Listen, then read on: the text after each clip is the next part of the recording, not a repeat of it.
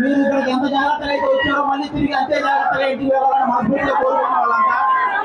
అలాగే అలాగే ఆంధ్ర అయినా తెలంగాణ అయినా రెండు ఏరియాల్లో ఈ మధ్య కాలంలో డ్రగ్స్ కొంచెం ఎక్కువగా వాడడం జరుగుతుంది చాలా మంది. కాబట్టి మీరు ఎవరైనా అలాంటి వాళ్ళని చూసినా కానీ వెంటనే పోలీస్ కంప్లైంట్ చేయాలని మనస్ఫూర్తిగా కోరుకుంటున్నాను. ఎందుకంటే సే నో టు డ్రగ్స్ అనేది మీరు అందరూ కూడా మీ ఇన్స్టాగ్రామ్స్ త్రూ అలాగే వాట్సాప్ స్టేటస్ త్రూ కూడా దాన్ని ప్రమోట్ చేయాలి. ఎందుకంటే ఈ మధ్య కాలంలో డ్రగ్స్ వల్లనే ఇక్కడ ఏమి మంటలు జరిగినా గొడవలు జరిగినా చిన్న చిన్న అమ్మాయిల విషయంలో తప్పులు జరిగినా ఇవన్నీ కూడా బికాస్ ఆఫ్ డ్రగ్స్ వల్లే ఎక్కువ జరుగుతున్నాయి.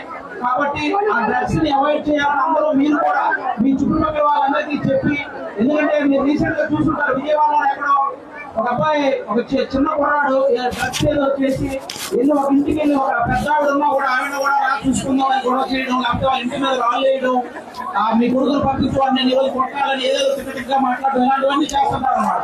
అలాగే ఒక డ్రగ్ అనేది అక్కడ ఎదురుగా ఉన్నది తల్లి పెళ్ళామా ఇది కూడా అర్థం కాదు, అలాంటి సిచ్యువేషన్ లోకి వెళ్తారు. కాబట్టి డ్రగ్స్ అనేది చాలా డేంజర్.